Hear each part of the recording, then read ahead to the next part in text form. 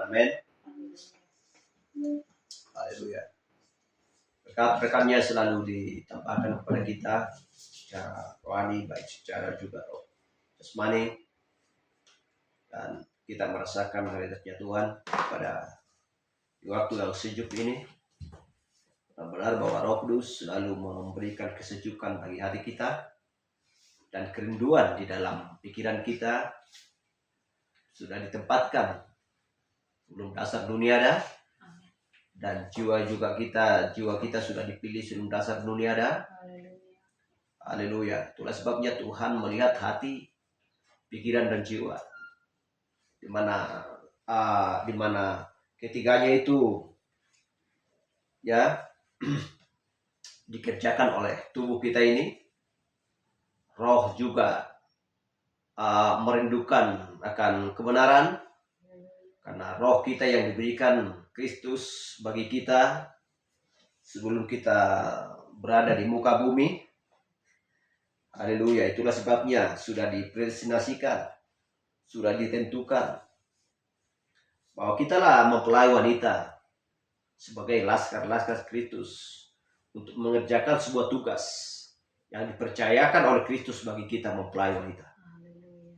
Haleluya. Karena sebuah kepercayaan bukanlah sekedar hanya begitu saja atau separuh menanjak ke sebuah gunung, tetapi yang benar-benar bahwa sudah dipercayakan Tuhan dan sudah diyakinkan bahwa kita akan sampai ke puncak gunung tersebut. Puncak gunung artinya adalah sebuah piramid yang dibangun oleh Henokh, dan sehingga Allah menyusun di dalam piramid tersebut.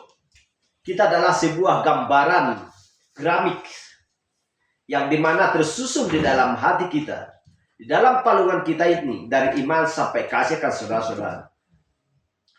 Dan kita tahu bahwa ketika Elia dan juga ketika Musa naik ke Gunung Sinai, ya, dan Elia pergi ke Gunung Karmel, di mana Tuhan menempatkan di sana sebuah tempat yang kudus, di mana terdapat di sana adalah firman, di mana terdapat di sana adalah sebuah tiang api. Tiang api adalah Allah sendiri, dan Tuhan harus memberikan sebuah tempat untuk berjumpa dengan seorang manusia, yaitu Musa, di atas gunung. Bukan di atas gunung yang setengah tinggi, tetapi benar-benar tinggi. Kita tahu bahwa Musa ada di sana 40 hari lamanya untuk mendapatkan firman. Bukan di atas tanah yang datar, tetapi di atas gunung yang tinggi. Memuncak di atas. Dan benar-benar bahwa Musa bisa melihat apa adanya di bawah gunung tersebut. Itulah sebabnya Kristus menempatkan di atas piramid itu adalah kasih dia sendiri, itu adalah firman. Yang menutup sebagai meterai. Ya, dia adalah sebagai meterai yang menutup piramid tersebut. Sehingga sudah tersusun rapi dari iman sampai kasih ke saudara-saudara. Dan di manakah itu harus dilakukan? Dan siapakah yang menugaskan? Tepat itu dilakukan di zaman Laodikia. Gereja yang ketujuh. Jemaat yang ketujuh. Haleluya. Wahyu 3:17. Dan yang kedua adalah Tuhan Yesus memeteraikan tepat pada akhir zaman ini. Bagi siapa? Mempelai wanita. Mempelai wanita yang bisa menugaskan semuanya itu. Karena berbicara mempelai wanita adalah dari Efesus sampai Laodikia. Yang berbicara bangsa kafir. Itulah sebabnya perlu filter pikiran pria.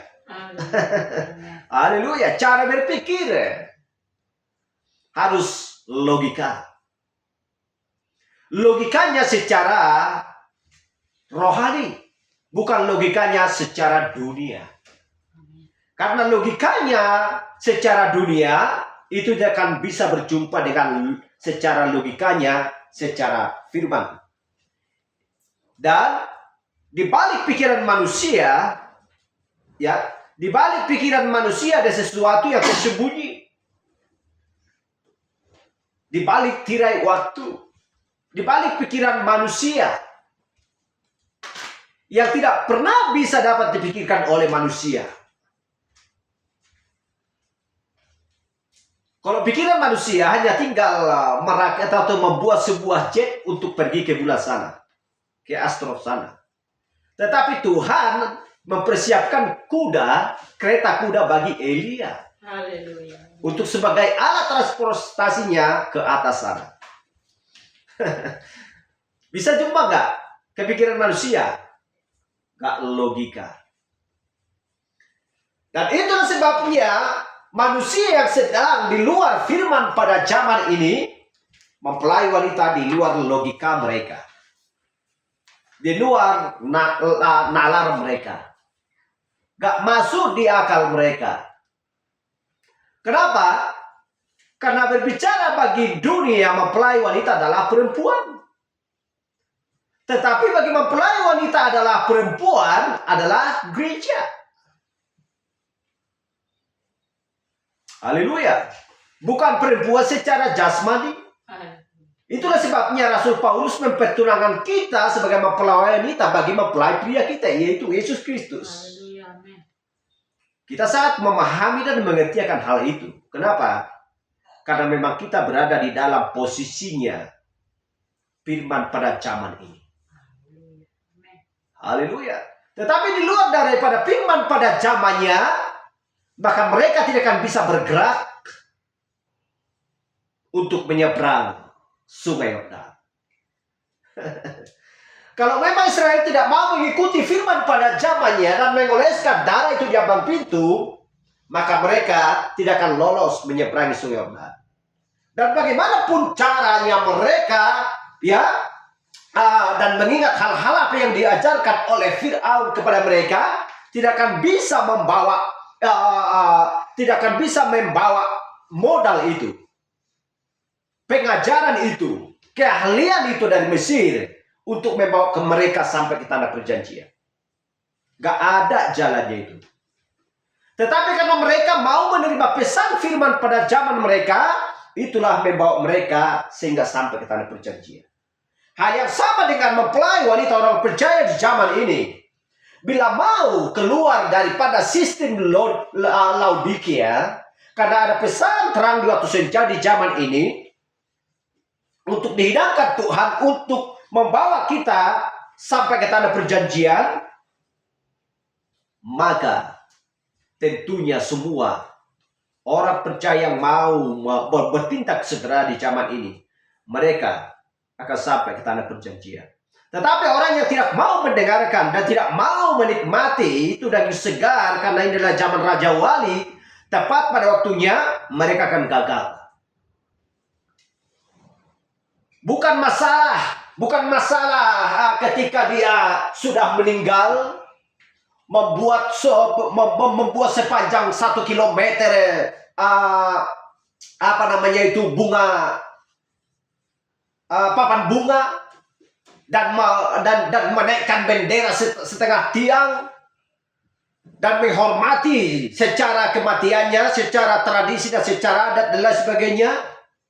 Semua pejabat menghadiri atas kematiannya. Tetapi soal jiwa, ketika jiwa nanti menghadapi Allah, jika dia tidak memiliki kehidupan kekal, maka jiwanya mati. Bukan soal papan bunga, bukan soal jabatan, bukan soal pangkat, bukan soal kemewahan, berdatangan orang dari berbagai negara di pada hari kematiannya. Bukan soal itu. Adalah soal jiwa.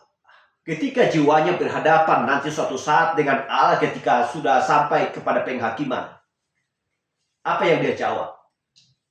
Karena tidak ada seorang pun yang bisa membantah apa yang dikerjakan oleh tangan tidak bisa disangkali oleh mata. Apa yang dikerjakan oleh kaki tidak bisa disangkali oleh mata.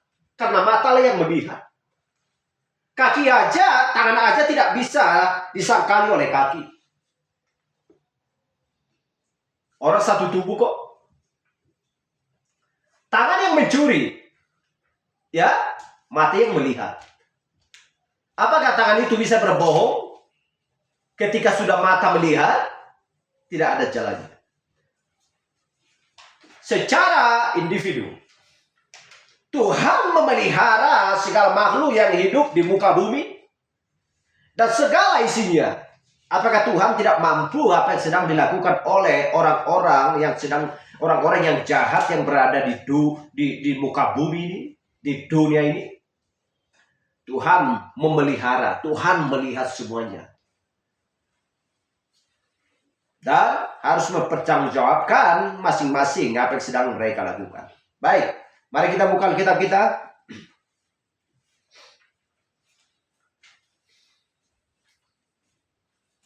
Dari kitab Amsal 7 ayat 22.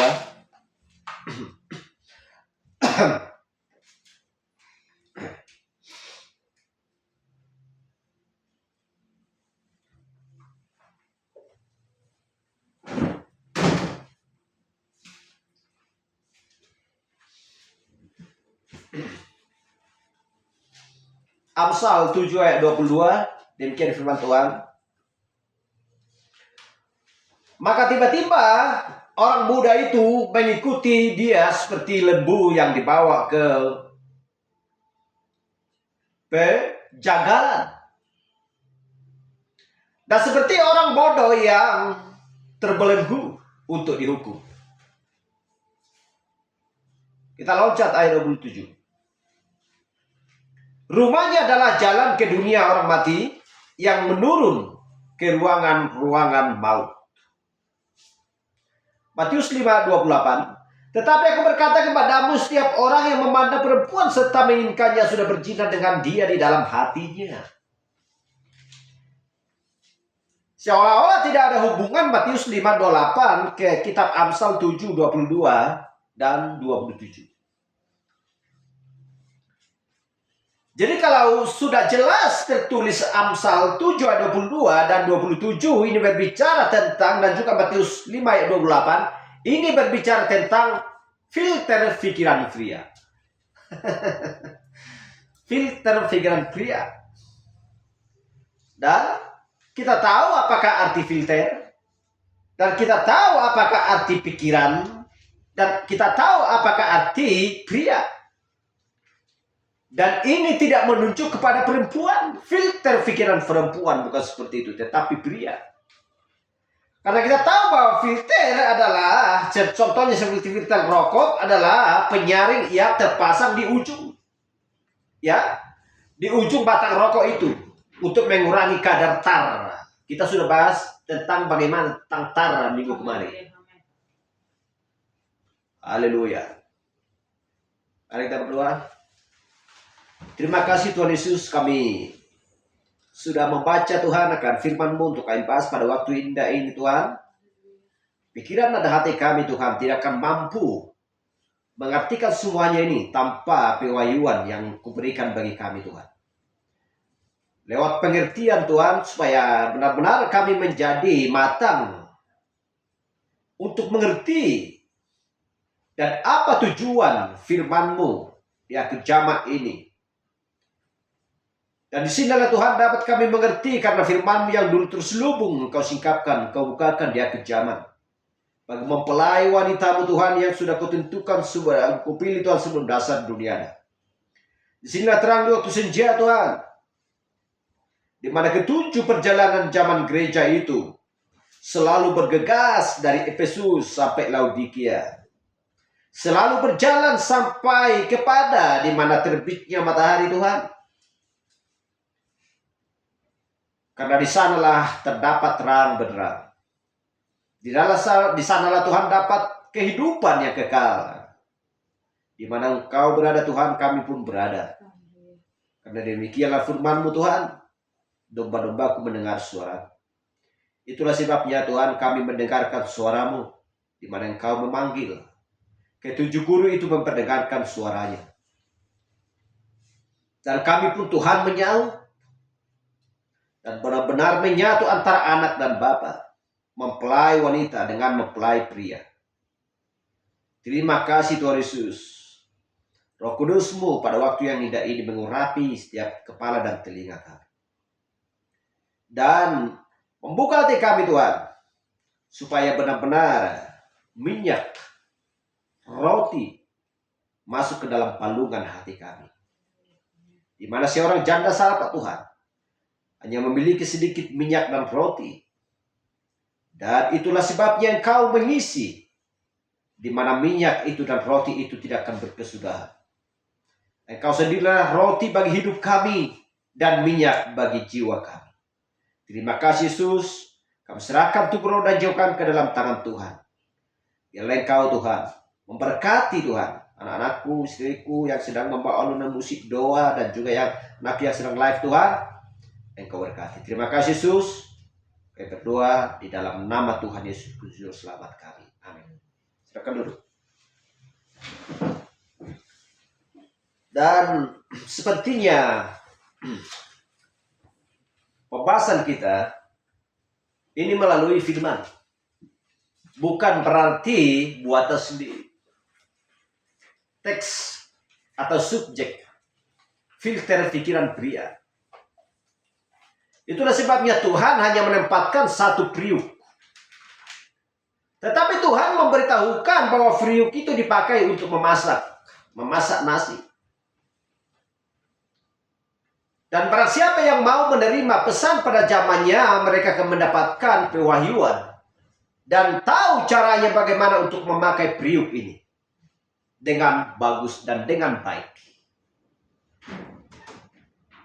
Seperti itulah filter pikiran pria. Yang tertulis di kitab Amsal 7 ayat 22 dan 27. Dan Matius 5:28. Maka tiba-tiba orang Buddha itu mengikuti. Siapa yang diikuti sebenarnya? Mengikuti dia. Berarti ada yang diikuti. Seperti lembu. Berarti si pemuda ini adalah seperti lembu. Yang mengikuti. Yang dibawa ke penjagalan.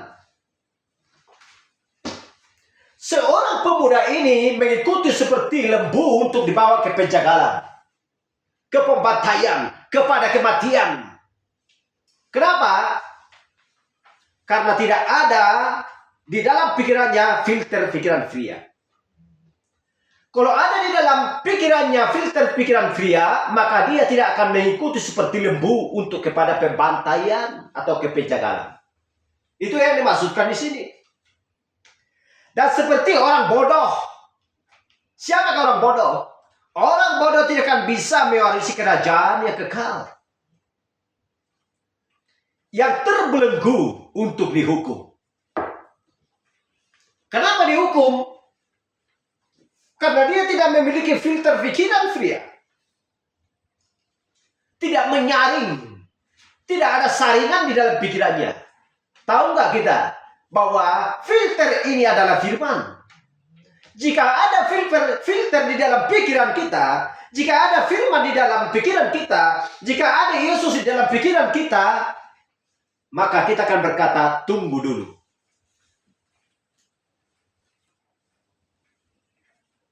Kita harus berpikir, apakah ini benar atau tidak? Tujuannya supaya apa? Untuk supaya tidak menjadi seorang pemuda ini seperti lembu yang dibawa kepada penjagalan. Untuk supaya tidak seperti orang bodoh ini terbelenggu untuk dihukum. Untuk supaya rumahnya, karena rumahnya adalah rumah siapa? Saya sebut dulu satu. Yang dimaksudkan rumahnya adalah jalan ke dunia orang mati, tidak lain adalah Icebel. Haleluya. Yang menurun ke ruangan maut. Karena maut artinya adalah keterpisahan dari Allah. Kalau sudah dibawa di sana, oleh karena ketertarikan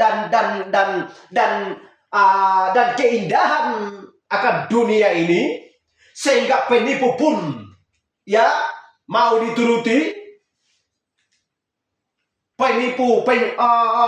orang-orang jahat pun mau mengikuti, mau diikuti. Apa yang terjadi bagi Ahab dan Isabel? Haleluya. Mereka menjadi masuk ke ruangan-ruangan maut.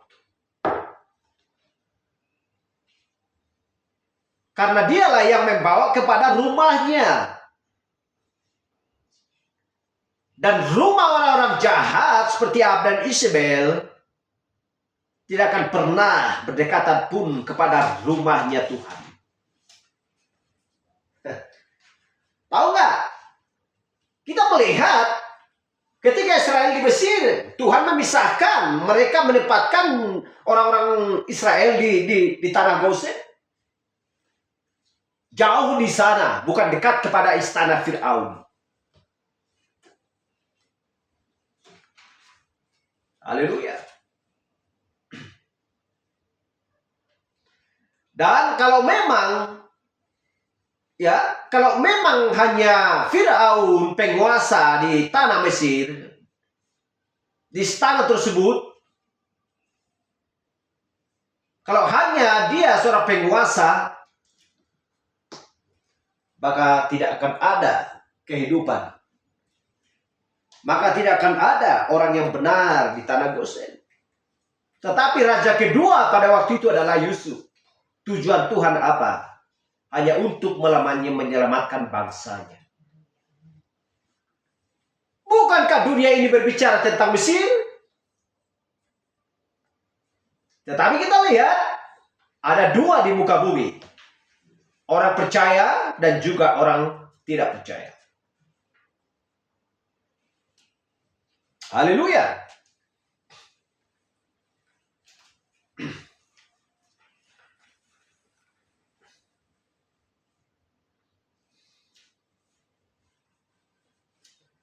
Tetapi di sini filter berkata, tetapi aku berkata kepadamu, A besar.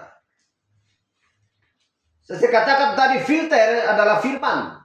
Sebagai menyaring, penyaring. Kalau tidak ada firman di dalam hati, di dalam pikiran kita, maka tidak akan bisa menyaring. Ya, tidak akan bisa pikiran kita ini menyaring sesuatu. Semua akan bermasukan ke dalam pikiran. Apa yang dibilang orang, terima. Apa yang dibilang orang yang lain, terima. Gak pernah menolak kalau tidak ada filter. Tetapi kalau ada firman, kalau ada filter, tunggu dulu. Penyaringan ada di sini. Aku bukan orang bodoh dan orang goblok. Haleluya. Seolah-olah apa yang seolah-olah apa yang ada di benak pikiran manusia tidak salah. Padahal sudah fatal tertulis Matius 5 ayat 28. Seolah-olah mereka tidak salah. Ada yang katakan Nabi seperti ini. Anda sudah berumur berapa? Kata si pemuda ini. Aku sudah berumur 50 tahun. Oh ya. Kalau Anda sudah berumur sekian, aku masih seandainya Anda muda, pasti tidak demikian. Itulah dikatakan si pemuda ini yang berumur 17 tahun bertanya seperti itu kepada Nabi. Tetapi apa yang dikatakan? Seandainya Anda berumur 40 tahun atau 50 tahun, ada yang berumur 17 tahun. Bila ada seseorang gadis lewat dari depanmu, bukankah matamu berkeliaran katanya. Berarti tidak ada ukuran umuran 17 dengan 40 tahun, 50 tahun. Yang dimaksudkan Matius 5 ayat 28. Apa bedanya? Orang yang sudah tua dengan orang yang sudah muda sama-sama memikirkan hal yang sama. Kenapa? Karena tidak ada filter pikiran pria di dalam pikiran. Kalau ada filter pikiran pria di dalam dia, mau siapapun lewat nggak peduli. Jadi, apa yang ada di dalam pikirannya, apa yang sudah tertentu untuk dia lakukan, untuk dia tugaskan sebagai laskar Kristus, sebagai mempelai wanita, itulah yang perlu dia lakukan. Tetapi datanglah orang-orang untuk supaya genap Matius 5:28. Dia pergi ya ke apa namanya itu, ke wisata di Bali. Mau orang tua umuran 60 tahun, 70 tahun pergi ke sana, hanya cuci mata. Bukan mau makan makanan yang sangat bergizi, tetapi hanya untuk memikirkan hal-hal sebagai makanan pikirannya. Karena tidak ada filter pikiran pria di dalam dia. Karena tidak ada filter di dalam pikiran dia. Jadi itulah sebabnya orang muda itu mengikuti dia seperti lembu yang dibawa ke penjagalan. Betapa sedihnya sebenarnya kalau dipikirkan. Dan seperti orang bodoh yang terbelenggu untuk dihukum. Tidak ada orang pintar untuk dihukum. Orang yang pintar di dalam firman tidak akan dihukum. Orang yang bodoh tidak mau diajari, tidak mau belajar, tak mau tahu. Bukankah itu menyedihkan, menyakitkan bagi dirinya sendiri? Tuhan menyiapkan orang-orang percaya sebagai contoh dan teladan di muka bumi. Itulah sebabnya Tuhan memberikan kepercayaannya di muka bumi sebagai contoh dan teladan untuk menjalani dari iman sampai kasih ke saudara. Naik ke atas gunung tersebut, karena bukan mudah untuk naik ke atas gunung tersebut. Tetapi kalau Tuhan tidak menempatkan orang-orangnya di muka bumi untuk sampai ke tingkat puncaknya, maka orang yang agak lamban, yang mau belajar, tidak akan bisa belajar kalau Tuhan tidak menempatkan orang-orangnya di muka bumi sebagai contoh dan teladan. Itulah sebabnya tidak ada tuntutan, tidak ada penyesalan. Karena Tuhan akan menunjuk kenapa engkau tidak mau diajari dan belajar bagi dia. Bukankah orang-orangku tidak menempatkan, tidak menempatkan pelitanya di atas gantang? Kenapa engkau tidak melihat terang itu? Ini adalah terang di waktu senja. Ketika aku berbicara tentang terang di waktu senja, apakah engkau suka selalu tinggal atau diam di dalam yang gelap? Keluarlah dari kandang tersebut, supaya engkau tidak seperti lembu untuk dibawa ke penjagalan. Lihat saudaramu, lihat keluargamu. Zaman apa yang sedang kau hidupi zaman ini? Tetapi kalau engkau tidak mau mendengarkan, dan benar-benar engkau suam-suam kuku dan tidak dingin dan tidak panas, itulah sebabnya aku memuntahkan. Kenapa? Karena engkau mengikuti orang-orang Isabel untuk masuk ke rumahnya, karena rumahnya ada di dalam, karena rumahnya atau ruangannya ada di dalam maut. Dan semua firman yang ada di dalam Alkitab dituliskan oleh hamba-hambaku, rasul dan nabiku, dari kitab Kejadian sampai Wahyu.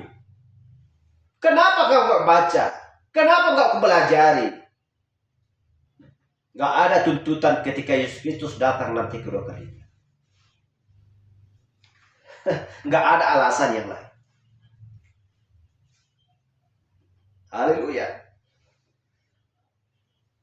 Artinya yang dimaksudkan bukan melihat gereja, bukan melihat jemaat ribuan, bukan melihat jabatan orang-orang yang terkenamaan, yang terkenal di dalamnya, bukan itu. Haleluya. Tidak lain adalah berbicara tentang jiwa. Kalau sudah berbicara tentang jiwa, jiwalah berhadapan nanti dengan Tuhan di pada hari penghakiman. Haleluya. Jadi di jiwa itu, roh itu, pikiran dan hati itu, filter pikiran pria harus bekerja di dalam firman pada zaman. Supaya Nuh selamat. Supaya Lot selamat. Zamannya Yesus Kristus. Supaya murid-muridnya dan juga sekeluarganya selamat. Sehingga mereka pun mau mengikutinya. Mereka pun mau mendengarkan apa yang dikatakan oleh Yesus.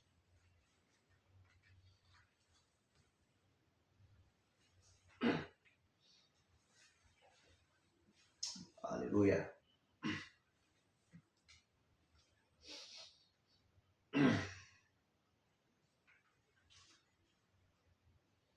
Jadi apa yang dipikirkan? Apa yang dipikirkan oleh orang-orang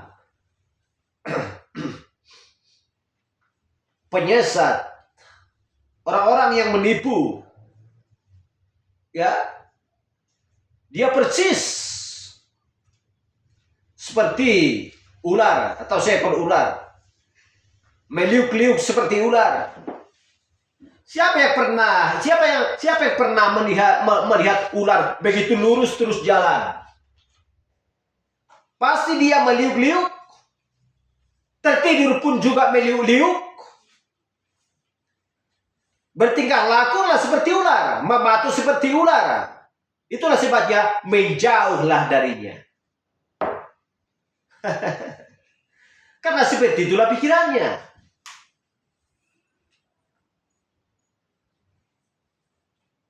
Jadi itulah sebabnya firman Allah adalah sebuah filter pikiran seorang pria. Siapapun tahu itu. Karena melalui itulah jiwa, ya, melalui itulah jiwa kita difilter. Firman Allah. Haleluya. Kita lihat dulu, kita baca dulu di ya. Karena cita rasa pria ya kudus, ya, melalui firman. Ketika kita melalui firman Allah, maka cita rasa atau selera kita adalah cita rasa seorang pria kudus yang menjadikan suatu cita rasa seperti pria yang benar. Haleluya.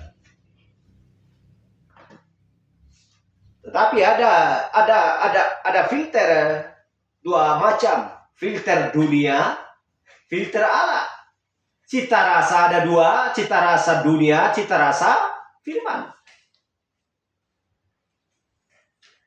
Apa membuat kita tertarik bagi firman ini pada zamannya? Karena ada cita rasa. Apa membuat Ahab dan Isabel tertarik bagi cita rasa dunia? Karena ada filter dunia. Haleluya. Seperti rokok itu. Sudah tahu ada filter, berarti ada sesuatu. Sebagai pemalang. Kenapa ini dibuat? Kalau tidak ada filter, berarti tidak ada yang perlu dijaga. Jadi kalau laki-laki cerdas berpikir, kalau sudah dibuat filter di ujung rokok itu, batang rokok itu, berarti ada sesuatu yang diantisipasi dari sini. Tetapi mereka juga tidak peduli. Mau ada tara yang beracun adalah penyakit dan lain sebagainya untuk merusak organ tubuh. Gak jadi masalah. Kenapa? Karena mereka tertarik melihat cita rasa yang dinikmati mereka. Hal yang sama antara orang dunia dan juga orang-orangnya Tuhan. Haleluya. Karena iblis pintar meniru. Seharusnya, biar kita tahu, seharusnya hanya ada satu filter. Itu firman. Tetapi datanglah si iblis membuat filter tiruan. Padahal di ujungnya ada sebuah racun yang mematikan. Langsung sepasang itu. Dia mencoba membuat filter, ya, tetapi satu badan. Penyakit yang ada di dalam rokok itu,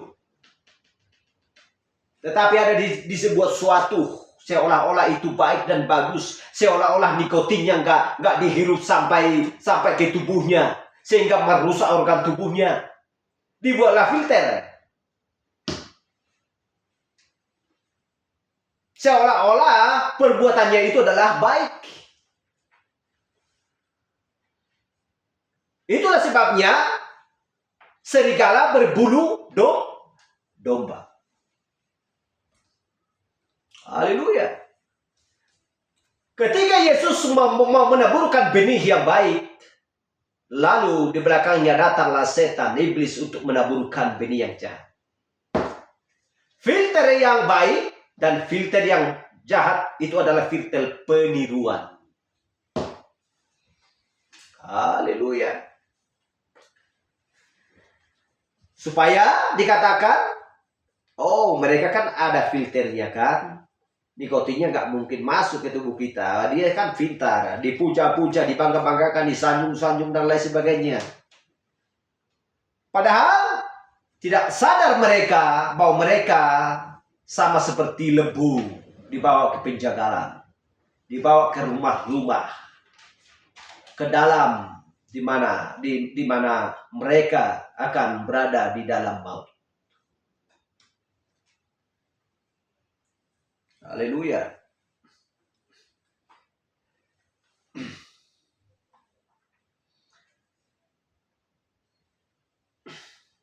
Jadi kita melihat, ya,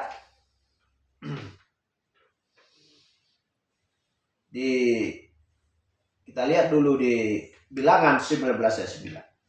Maka seorang yang tahir haruslah mengumpulkan abu lembu itu dan menaruhnya pada suatu tempat yang tahir di luar tempat perkemahan, supaya semuanya itu tinggal tersimpan bagi umat Israel untuk membuat air pentahiran, itulah penghapusan dosa.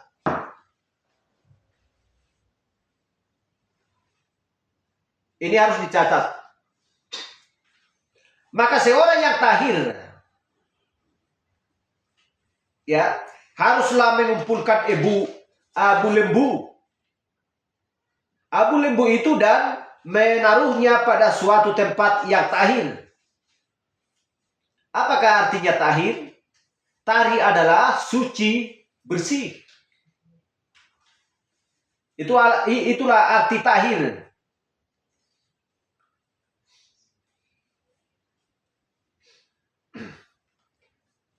Maka seorang yang tahir haruslah mengumpulkan abu lembu itu dan menaruhnya pada suatu tempat yang tahir. Orang yang suci dan bersih menempatkan abu lembu itu dan menaruhnya pada suatu tempat yang tahir, suci dan bersih, di luar tempat perkemahan. Kenapa dibuat di luar tempat perkemahan? Karena dulu bagi Israel untuk penghapusan dosa, mereka harus membakar seekor lembu warna merah. Kenapa harus warna merah? Dan kenapa tidak pernah harus diusahakan lembu yang tidak pernah terpasang kuk?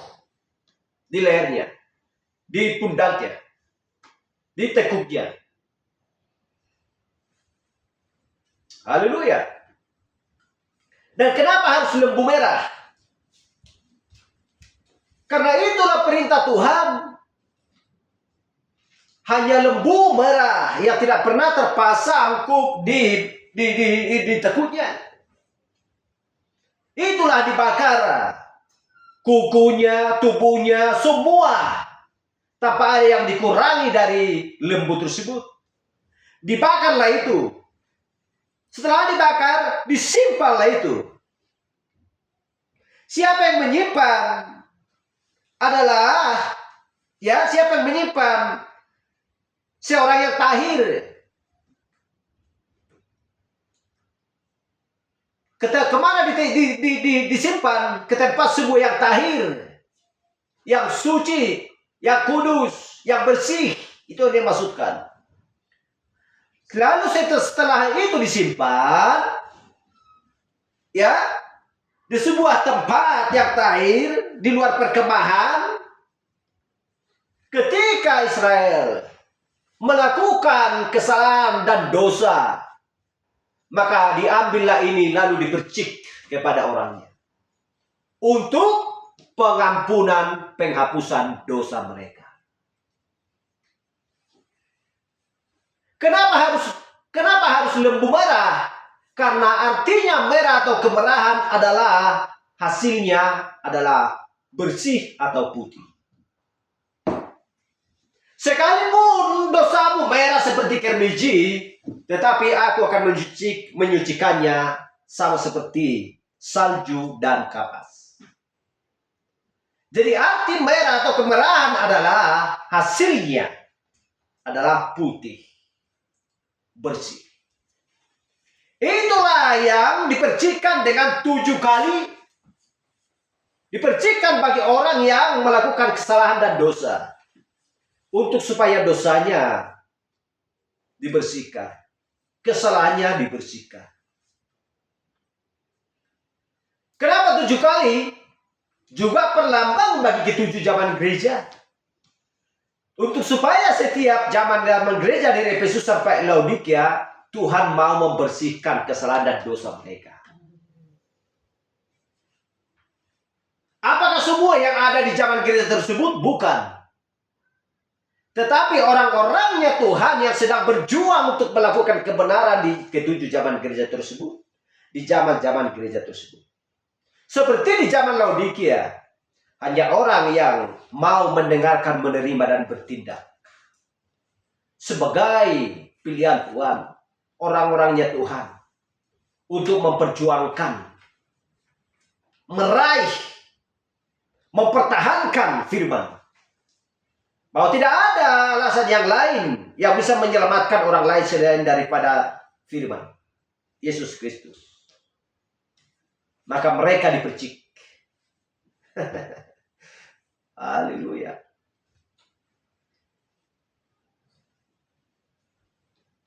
Supaya semuanya itu tinggal tersimpan bagi umat Israel. Untuk membuat air pentahiran. Apakah air pentahiran ini? Untuk membuat air pentahiran. Pentahiran adalah sebuah baptisan Roh Kudus. Itulah penghapusan dosa. Bertobatlah dan hendaklah kamu masing-masing memberi dirimu dibaptis dalam nama Tuhan Yesus Kristus, supaya dosamu diampuni dan maka kamu akan menerima karunia Roh Kudus. Itulah sebabnya harus ada 3 perjalanan: pembenaran, pengudusan, dan baptisan Roh Kudus. Roh Kudus adalah meterai.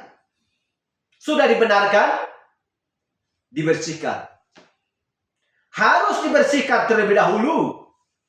Apa yang harus dibersihkan dulu? Itulah sebabnya abu itu diambilnya. Abunya diambilnya.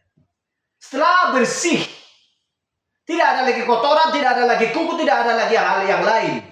Itu yang dimaksudkan. Untuk apa? Untuk supaya dosanya diampuni.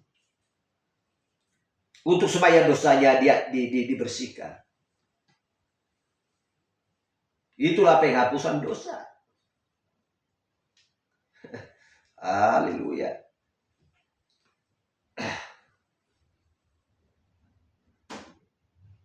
Jadi itulah juga sebuah perlambang bagi ketujuh zaman gereja. Haleluya. Dan hal yang lain lagi. Kenapa harus lembu merah? Bukankah yang dihasilkan darah Yesus Kristus adalah menjadi putih? Ketika Yesus Kristus disalibkan di Kalvari, apa yang dihasilkan oleh manusia adalah darah Yesus. Darah Yesus yang merah mengalir dari dalam tubuhnya. Di dalam darah itu adalah nyawa. Setelah itu keluar dari dalam tubuhnya, setelah dia disembelih seperti lembu tadi atau seperti domba, maka hasilnya adalah putih. Apa yang putih ini? Dosa kita disucikan. Kesalahan kita disucikan. Lewat darah yang merah. Haleluya.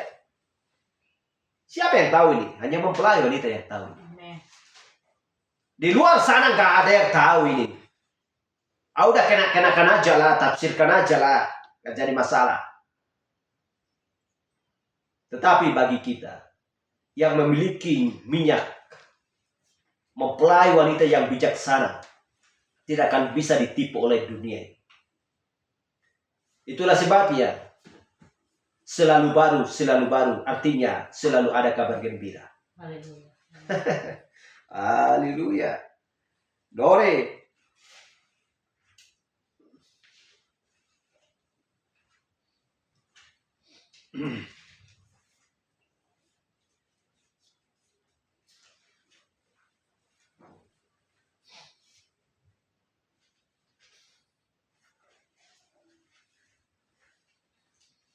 Jadi iman, Roma 10:17. Jadi iman timbul dari pendengaran dan pendengaran oleh firman Kristus, oleh firman Allah. Iman timbul dari pendengaran akan firman Tuhan.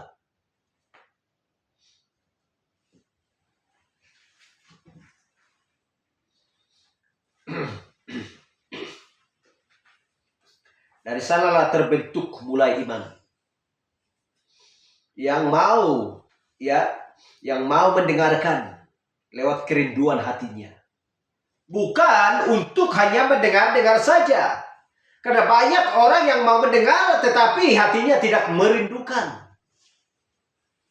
Kalau sudah merindukan seperti rusa yang merindukan air, berarti bukan hanya sekedar dia pergi ke sana untuk melihat air.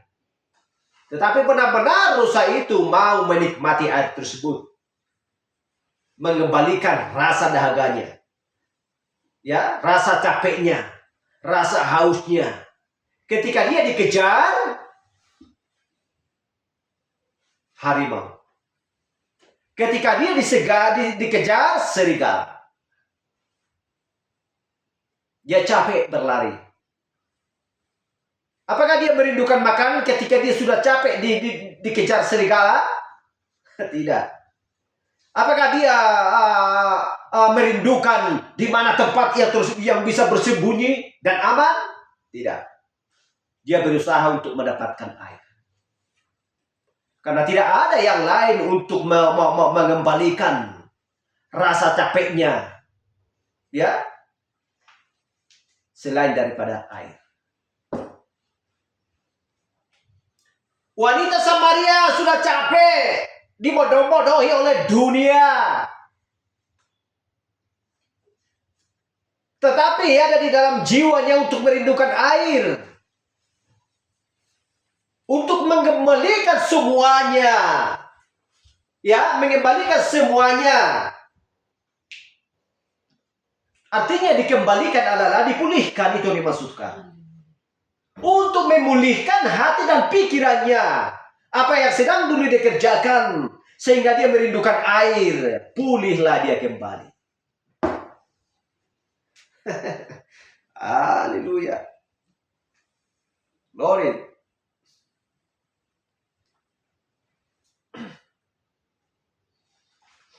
Jadi itulah sebabnya ketika Israel sebelum mereka masuk ke dalam persekutuan, di dalam penyembahan, mereka harus terlebih dahulu ya melalui air pemisahan,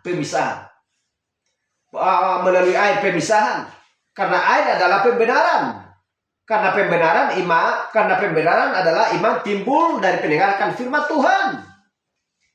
Jadi kemudian mereka masuk ke dalam jemaat dengan 7 percikan.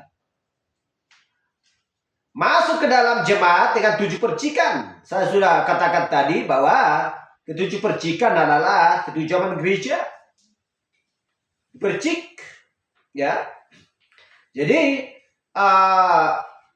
dengan jemaat dengan 7 percikan itu darah untuk memperlihatkan bahwa sesuatu telah mati dan pergi mendahului mereka bagi dosa. Jadi mereka dipisahkan melalui pendengaran akan firman. Air pemisahan, kemudian masuk ke dalam persekutuan. Itulah sebabnya tadi di luar perkemahan. Haleluya, sudah kita baca tadi kitab Ulangan. Haleluya, harus luar perkemahan. Kalau memang sudah tidak sesuai lagi firman yang sudah didengarkan oleh orang-orang, yaitu firman buatan manusia, olahan sendiri, ya pasti mereka keluar dari situ. Untuk supaya apa? Untuk supaya dia memiliki iman. Dan dipastikan bahwa firman pada zamannya adalah benar pada zamannya. Dari situlah timbul iman dari pendengaran akan firman Tuhan. Karena satu-satunya tempat di mana Allah bertemu dengan seorang manusia adalah di balik aturan itu, ya. Dia tidak akan menemui dia di tempat lain dan harus datang di balik aturan itu. Jadi Allah hanya bertemu dengan Israel di suatu tempat. Saya buat tadi sebuah percontohan tanah Gosen. Saya sudah buat tadi sebagai percontohan di mana Israel mendapatkan tita Allah. Berjumpa dengan Allah. Dan juga begitu dengan Elia di Gunung Karmel. Haleluya. Jadi ada suatu tempat yang dibuat Tuhan. Kita baca di Efesus 5 ayat 26. Untuk menguduskannya sesudah ia menyucikannya dengan memandikannya dengan air dan firman.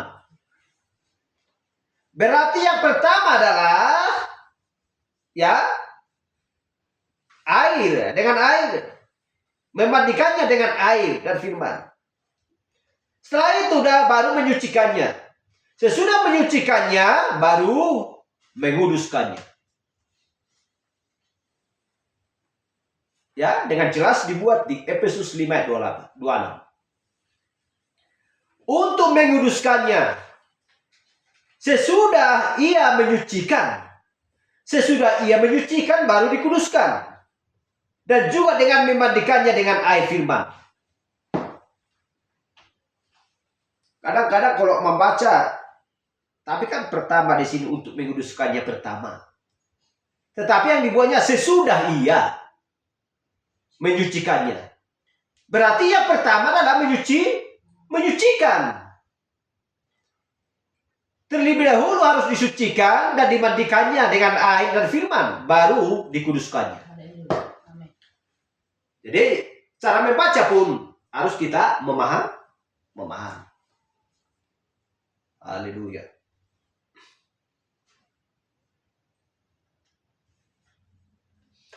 Jadi itulah sebabnya, maka tidak bisa masuk ke dalam Kristus melalui filternya suatu gereja. Tidak bisa datang melalui filternya suatu denominasi. Atau filternya suatu kredo. hanya ada satu filter di mana kita bisa masuk ke dalam tempat kudus itu. Itu adalah melalui air, pembasuhan oleh firman. Firman Allah adalah filternya pikiran seorang pria. Haleluya. Kita baca lagi di Ulangan 8 ayat 3. Jadi ia merendahkan hatimu, membiarkan engkau lapar, dan memberi engkau makan mana yang tidak kukenal, dan yang juga tidak dikenal oleh nenek moyangmu, untuk membuat engkau mengerti bahwa manusia hidup bukan dari roti saja, tetapi manusia hidup dari segala yang diucapkan Tuhan. Ulangan 8 ayat 3 dan Matius 4 ayat 4. Manusia bukan hidup dari roti saja, tetapi setiap firman yang keluar dari mulut Allah.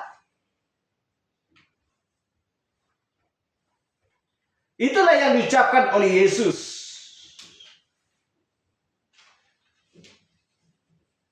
Itulah yang diucapkan oleh Musa. Itulah juga yang diucapkan oleh Harun.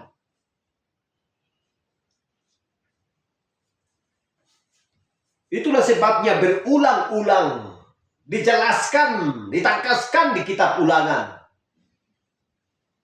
Supaya orang-orang yang terlebih dahulu dapat juga mengerti, diulangi lagi. Pembicaraan itu, sejarah itu, peristiwa itu, apa yang sedang berlangsung diulangi lagi di kitab Ulangan. Sehingga sampai kepada Yesus pun itu juga dikatakan Matius 4 ayat 4. Tetapi Yesus menjawab, ada tertulis manusia hidup bukan dari roti saja, tetapi dari setiap firman yang keluar dari mulut Allah. Haleluya. Kalau memang demikian, apakah hanya sandang, pangan, yang harus dibutuhkan, dan juga kekayaan alam, dan juga kekayaan, pangkat, jabatan? Orang Israel makan manna dari surga, yang turun dari surga. Mereka di perjalanan setelah menyeberang mati. Kita bayangkan. Berarti bukan karena mereka menikmati makanan yang turun dari surga, yaitu makanan manna yang disediakan Allah bagi mereka. Bukan itu. Tetapi yang dimaksudkan adalah setiap firman yang keluar dari mulut Allah, hidupilah, terimalah, dengarkanlah, supaya kamu benar-benar memiliki 3 jenis: pembenaran, pengudusan, baptisan Roh Kudus. Tetapi jikalau orang tidak mau melakukan itu, berarti tidak ada filter pikiran pria di dalamnya. Haleluya. Cara bekerja pun, cara berjalan pun, kalau ada filter, bukan hanya semudah itu menjawab kata-kata orang, menerima kata-kata orang. Harus ada tunggu dulu. Tetapi kalau itu sepanjang itu adalah firman yang keluar dari mulut Allah, terima saja. Siapapun yang mengucapkan, terima saja. Asal itu adalah firman. Tetapi kesalahan di zaman ini adalah mereka bersandar kepada pengertian diri mereka sendiri dan mengarang-arang. Kalau sudah demikian, berarti hasilnya adalah kematian. Karena sudah terjadi penghilangan. Kalau sudah terjadi penghilangan, berarti tidak ada di dalam pikirannya filter. Seperti yang disilangkan, seperti ternak, binatang dan lain sebagainya, yang dihasilkan adalah kematian. Haleluya.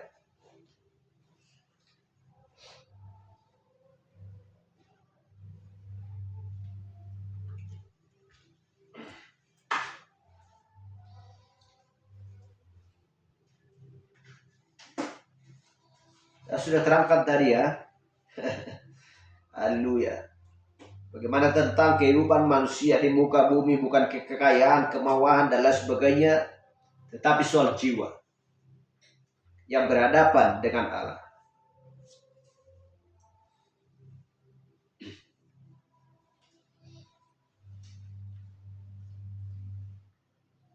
Jadi kita tahu bahwa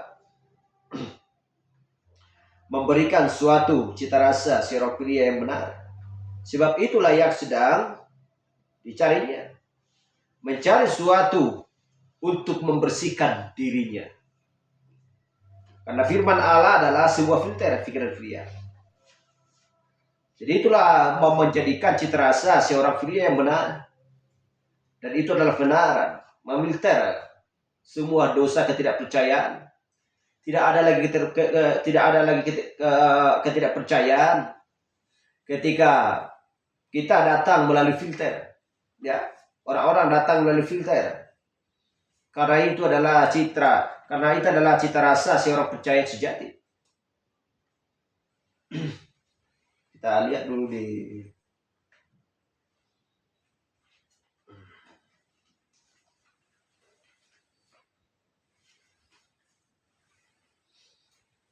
Tetapi kita lihat di zaman ini, mau potong rambut gak salah. Tuhan sudah memberikan rambut sebagai penudung bagi perempuan. Tetapi data perempuan gak peduli, gak mau tahu, potong aja. Mau celana gak jadi masalah, udahlah pakai celana aja. Tuhan tidak menempatkan perempuan di Taman Eden dengan memakai rambut seperti rambutnya laki-laki, gundul dan lain sebagainya. Karena itu firman Tuhan, Yesus menjelaskan itu. Menjijikkan bagiku bagi seorang pria bagi seorang wanita memakai celana. Tidak bisa dinamai rok itu adalah celana. Ya, rok adalah rok, celana adalah celana. Menjijikkan bagiku. Kehinaan bagi perempuan jika ia menudungi rambutnya. Kalau digunting, ditudungilah. Tetapi Tuhan membuat rambutnya panjang adalah sebagai penudung. Kalau sudah dicukur rambutnya atau digunting, itu namanya menghina suaminya. Itulah firman Tuhan. Tetapi datanglah agama yang lain. Udahlah, kita pakai kerudung aja lah biar bisa digunting. Sebentar lagi udah dibuka tudungnya. Berarti omong kosong. Yohanes 6 ayat 37. Semua yang diberikan Bapa kepadaku akan datang kepadaku, dan barang siapa datang kepadaku ia tidak akan kubuang. Yohanes 10 ayat 5. Tetapi seorang asing pasti tidak mereka ikuti. Malah mereka lari daripadanya. Karena suara orang-orang asing tidak mereka kenal. Dombaku mengenal suaraku. Siapa yang ditarik Bapakku, siapa yang diberikan Bapakku kepadaku akan datang kepadaku. Siapa yang ditarik Bapakku akan datang kepadanya. Domba-dombaku mendengar suaraku, dan aku mengenal mereka, dan mereka mengikuti aku. Haleluya. Tetapi kita lihat di zaman ini, kenapa dikatakan domba-dombaku mengenal suaraku dan mau mengikutiku? Suara adalah firman. Ketika datang pesan pada waktunya, firman pada zamannya perjalanan itu zaman gereja, maka orang-orang percaya akan mendengar dan mau mengikutinya. Itu yang dimaksudkan. Kalau dikatakan mengikuti, ya udah, Yesus kan secara fisik nggak ada lagi di dunia. Berarti dengan kata lain hanya orang yang mengikuti pada waktu Yesus ada di bumi, hanya mereka yang selamat. Hanya mereka lah yang mengenal Yesus. Hanya mereka yang mendengar suaranya. Lantas perjalanan ketujuan gereja kemana?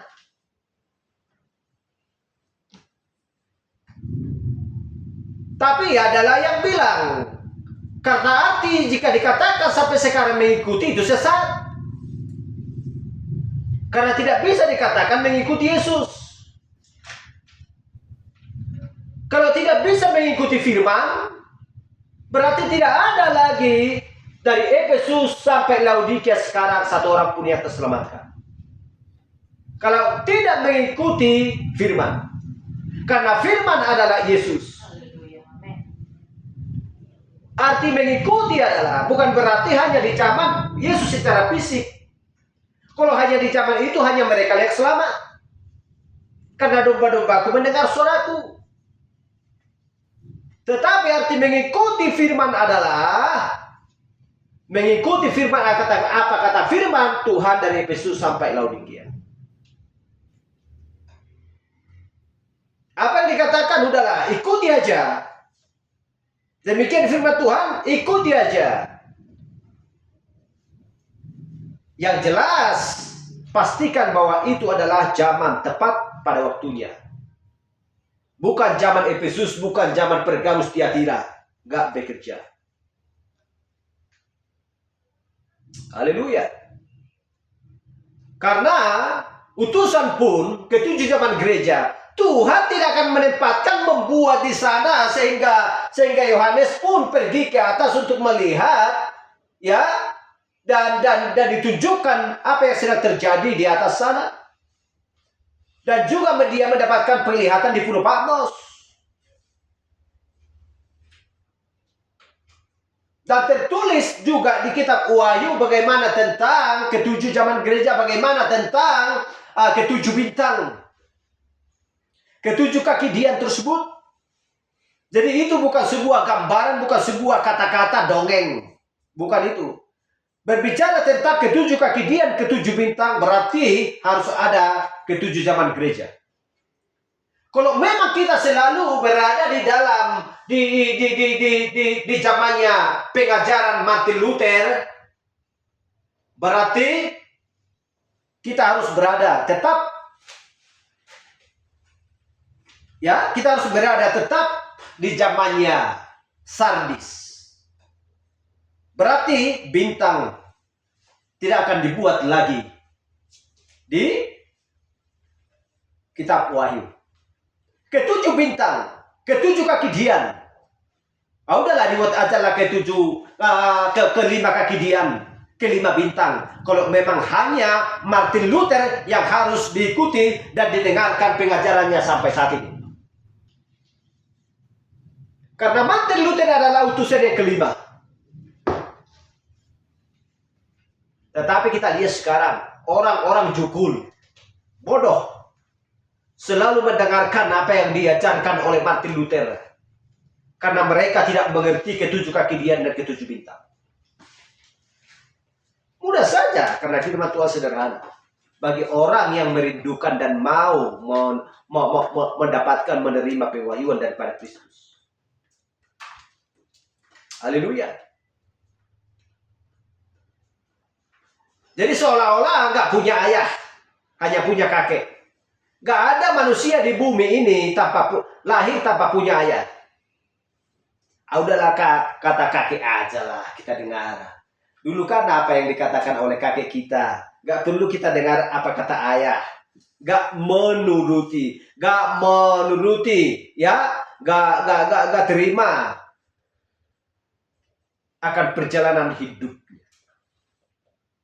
Dan tidak menerima bahwa matahari itu terbit dari timur dan tenggelam di barat. Itu juga perjalanan ketujuh zaman gereja. Haleluya.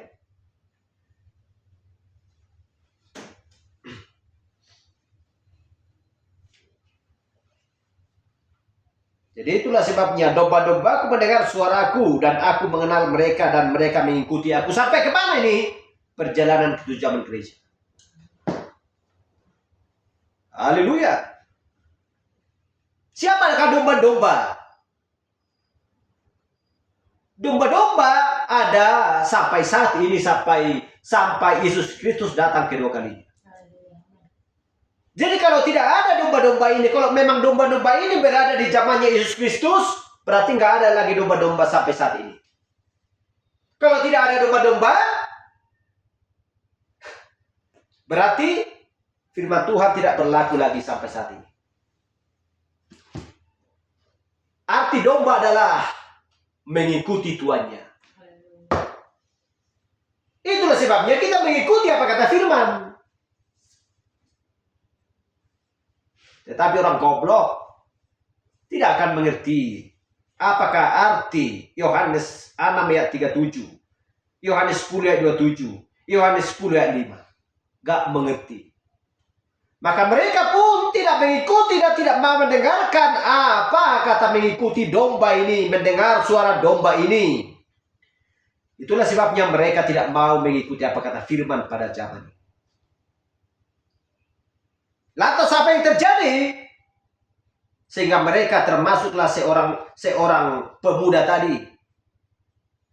Ya, mengikuti dari belakang. Seperti lembu untuk dibawa kepada pencakalan. Haleluya.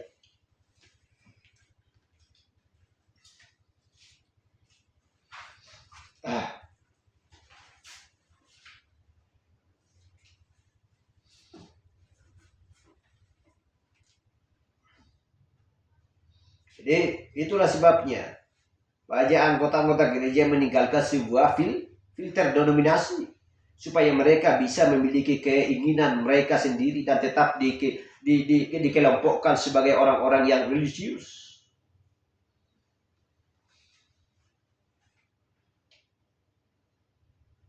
Yohanes 2 ayat 5. Yohanes 1 ayat 2. Yohanes 1 ayat 2.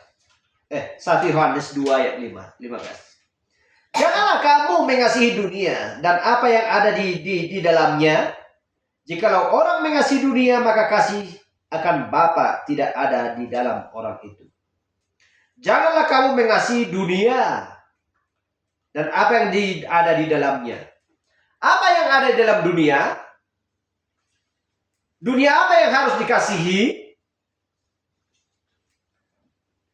Udahlah kasihan dia, udahlah kasihan dia. Daripada pulang dia nggak terima katanya, aduh kasihan dia.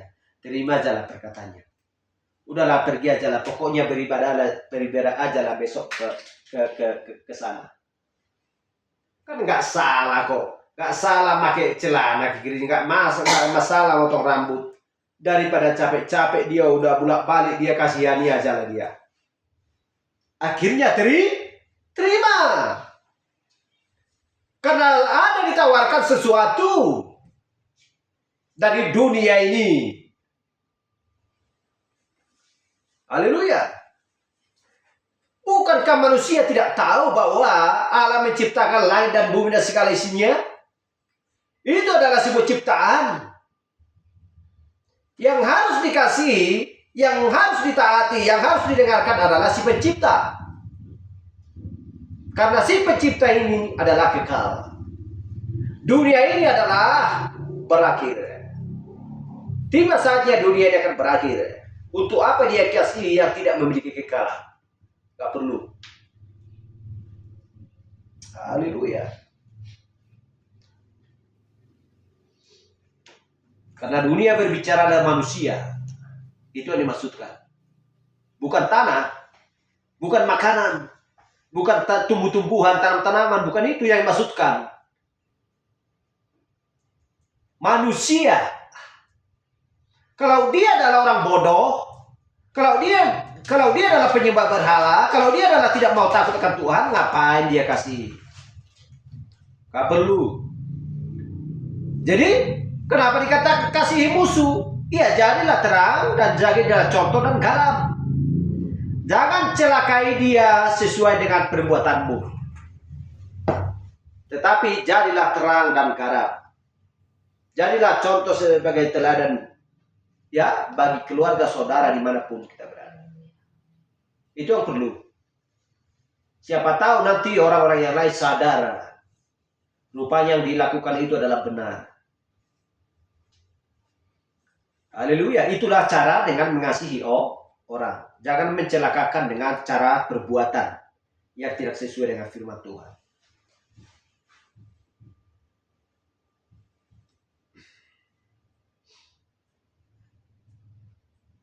Haleluya. Untuk menutup kita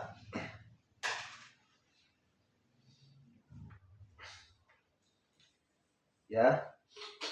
Dan kita tahu bagaimana sudah jelas ya saya terangkan tadi bagaimana tentang membandingkan orang yang di luar firman dan di dalam firman. Dan kita lihat bagaimana cara berpikirnya Esau ya. Bagaimana tentang cara hidupnya ya seperti perbedaan antara hidup dan mati dengan Hawa. Bagaimana tentang Yudas menjual hak kesulungan mereka untuk sebuah cita rasa kepuasan ya, peradaban, pengetahuan. Bagaimana tentang Hawa menjual hak kesulungannya. Dia menjual bagi sedikit cita rasa ilmu pengetahuan, sedikit cita rasa pengetahuan duniawi, sebuah gereja kecil yang lebih baik, ya. Itulah yang ada di dalam pikirannya, sehingga dia mendapatkan kematian. Mazmur 51 untuk menutup ayat 5. Sesungguhnya dalam kesalahan aku diperanakkan, dalam dosa aku dikandung ibuku. Sesungguhnya dalam kesalahan aku diperanakkan. Dalam dosa aku dikandung ibuku. Di dalam kandungan pun sudah berdosa. Ya, setelah dilahirkan pun sudah mengucapkan kesalahan. Haleluya. Kita lihat di Mazmur 58 ayat 3. Sejak lahir orang-orang fasik telah menyimpang. Sejak lahir. Sejak dari kandungan pendusta-pendusta telah sesat. Ya, kita lihat ini. Sejak lahir. Sejak di kandungan. Apakah kalau memang demikian, apakah orang percaya perlu mendengarkan kata-kata ini? Kata-kata orang ini? Penyesatan orang-orang ini? Tidak perlu. Kalau memang mengenai Mazmur 51 ayat 5, semua orang. Apa alasannya? Karena Adam dan Hawa sudah jatuh ke dalam dosa. Bukankah kita garis dari keturunan Adam dan Hawa? Benar. Tetapi Tuhan berkata, sekalipun dosamu merah seperti kermiji, aku akan membasuhnya, membersihkannya, bersih sama seperti kapas dan salju. Dosa dan kesalahan yang dibawa dari sejak kandungan, Tuhan ampuni, Tuhan sucikan. Haleluya. Tetapi di sini adalah ya tidak dikatakan di Mazmur 51 ayat 5 ini berbicara tentang fasik, bukan. Sejak lahir orang-orang fasik telah menyimpang, sejak dari kandungan pendusta-pendusta telah sesat. Di sini tidak ada kata fasik, tetapi sesungguhnya adalah kesalahan. Tetapi ya sesungguhnya dalam kesalahan aku diperanakkan. Dalam dosa aku dikandung ibuku. Karena tidak tertulis di Mazmur ini adalah berbicara tentang fasik dan pendusta-pendusta. Itulah sebabnya dosa, kesalahan Kalau kesalahan belum tentu orang-orang fasik. Ya, dosa belum tentu pendusta-pendusta. Karena dosa yang besar, dosa yang kecil. Tetapi yang namanya pendusta, namanya orang fasik sudah jelas bertentangan dengan firman Tuhan. Haleluya.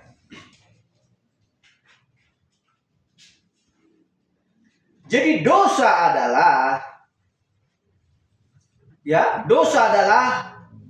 kesalahan.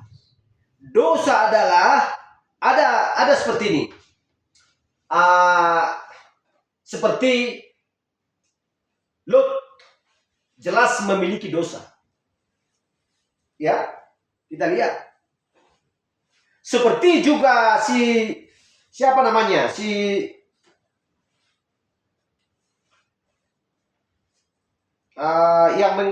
Sebelum Raja Daud, siapa namanya? Yang mati di peperangan. Siapa namanya? Bukan Raja Salomo. Saul. Kalau Saul adalah orang yang fasik dan pendusta benar-benaran, maka dia tidak akan bersama-sama dengan Abraham. Kita bandingkan. Apakah orang-orang gadis bodoh itu adalah orang-orang fasik dan orang-orang pendusta? Orang-orang gadis yang bodoh itu, mereka adalah sama-sama gadis. Dan firman katakan mereka akan disucikan. Nanti ketika tiba saatnya pada hari penghakiman. Masuk mereka ke dalam tatap. Maka mereka harus terlebih dahulu disucikan dengan dibakar, contohnya seperti emas ditempah. Haleluya. Mereka memiliki dosa dan kesalahan, ya. Tetapi itulah sebabnya ada dua versi. Antara orang Israel, Yahudi, dan juga kafir itu berbeda. Itu yang perlu kita pahami. Haleluya.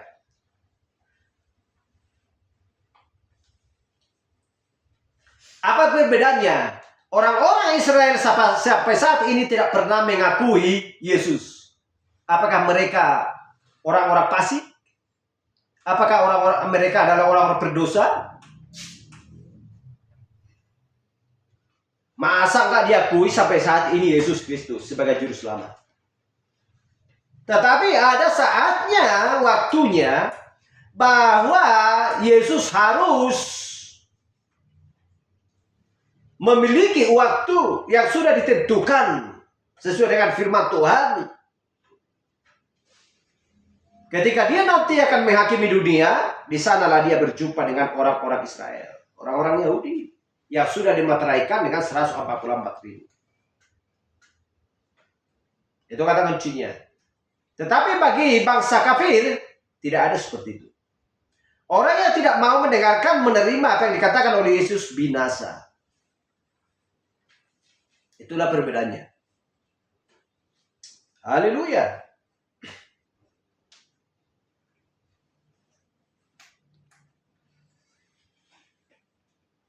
Jadi sejak lahir orang-orang fasik telah menyimpang. Kalau sudah menyimpang dari sejak lahir, mau apa lagi? Sejak dari kandungan pendusta-pendusta telah sesat, mau apa lagi? Kapan lagi bertobat ini? Haleluya. Itulah sebabnya Allah selalu membuat suatu cara dengan berbeda-beda, dengan perantaraan juga yang berbeda, dengan berbagai macam hal cara Allah untuk menyampaikan firman-Nya kepada manusia, untuk supaya benar-benar mengerti bahwa kita tidak mengklaim bahwa ini adalah zaman Kolumba atau Martin atau Irenaeus atau Paulus. Tetapi ini adalah zaman Laodikia. Haleluya. Ada seorang utusan yang membawakan kabar gembira, kabar pesan keselamatan bagi mempelai wanita. Haleluya. Disinilah kita harus melihat, menyadari. Ya, apa yang harus kita lakukan. Jadi yang harus kita lakukan adalah mendengar, menerima, dan melakukan firman Tuhan pada zaman ini. Haleluya. Glory. Terpuji nama Tuhan. Sampai di sini pembahasan kita. Mungkin ini filter pikiran pria. Haleluya. Benar-benar bahwa filter itu adalah firman Tuhan. Bukan sembarangan masuk ke dalam pikiran kita. Hal-hal yang berasal daripada dunia ini. Tetapi biarlah kita memiliki filter pikiran pria, benar-benar mendapatkan cita rasa yang nikmat, yang sejuk, yang nyaman. Itu adalah ya firman keselamatan. Haleluya. Glory. Terpuji nama Tuhan. Kita angkat pujian untuk mengakhiri ibadah kita. Mari kita berdiri.